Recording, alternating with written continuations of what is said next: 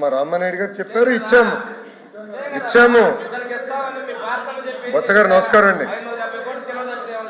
బొత్స గారు ఎల్వైపి గారు ఒక్క నిమిషం. ఎల్వైపి గారు లోకేష్ గారు మీతో బొత్స గారు చూస్తాను చాలా ఆనందంగా ఉంది అధ్యక్ష, ఎందుకంటే కొంచెం అనారోగ్యం వల్ల గురువు గారు ఇబ్బంది పడ్డారు. It's nice to see you sir, welcome back to the house. నేను అనేది ఏంటంటే ఇప్పుడు భరత్ గారు సత్యదూరం మాటలు మాట్లాడారు అధ్యక్ష. ఎందుకంటే 86 లక్షలు అన్నారు, అది ఎక్కడి నుంచి వచ్చిందో ఆయన తెలియదు అధ్యక్ష. సమాధానం నేను చెప్పాను అధ్యక్ష.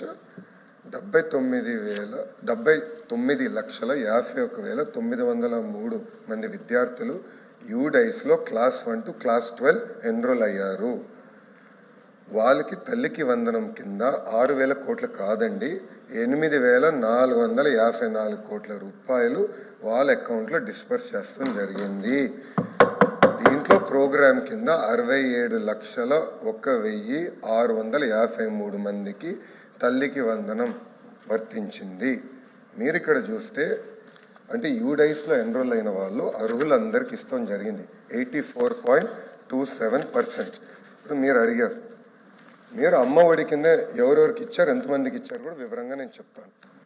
ఆనాడు యూడైస్లో 81,72,224 మంది ఉంటే మీరు కేవలం 42,33,098 మంది అంటే 52% మందికి మీరు ఇచ్చారు.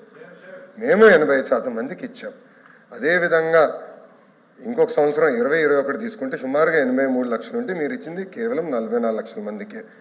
21-22లో 82 లక్షల మంది ఉంటే విద్యార్థులు మీరు ఇచ్చింది కేవలం 43 లక్షల మందికే. 2022లో 22-23లో 80 లక్షల మంది ఉంటే మీరు ఇచ్చింది కేవలం 42 లక్షల మంది అంటే 52% మందికి మీరు ఇష్టం జరిగింది, పిల్లలకి మీరు ఇష్టం జరిగింది. కానీ ప్రజాప్రభుత్వం ఇచ్చిన హామీ మేరకు 84.27% మేము అందజేస్తాం జరిగింది. First point. సెకండ్, మీరు కొంతమందికి పడలేదంటున్నారు, దయచేసి అక్కడ తల్లికి వందనం అడగండి, చెప్తారు. పడలేదంటే వివరాలు పంపించండి sir, we are willing to correct, no issue. అర్హులు ఎంతమంది ఉన్నా ఇవ్వాలనేది ప్రజాప్రభుత్వ నిర్ణయం. మీరు వివరాలు ఇవ్వండి సార్, తప్పనిసరిగా మేము టేకప్ చేస్తాం. ఇంకో ప్రశ్న మీరు అడిగారు, కొంతమందికి పార్షియల్గా పడిందని. అదేంటంటే ఎస్పెషలీ సోషల్ వెల్ఫేర్కి వచ్చి గల కేంద్ర ప్రభుత్వం నిధులు వేస్తుంది సార్. సో అది మేము చూసుకుంటున్నాం.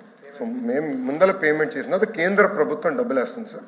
అది రెండు కలిసికట్టుగా మేము అందిస్తున్నాం, కేంద్ర రాష్ట్ర ప్రభుత్వం కలిసికట్టుగా అందిస్తున్నాం. ఎక్కడ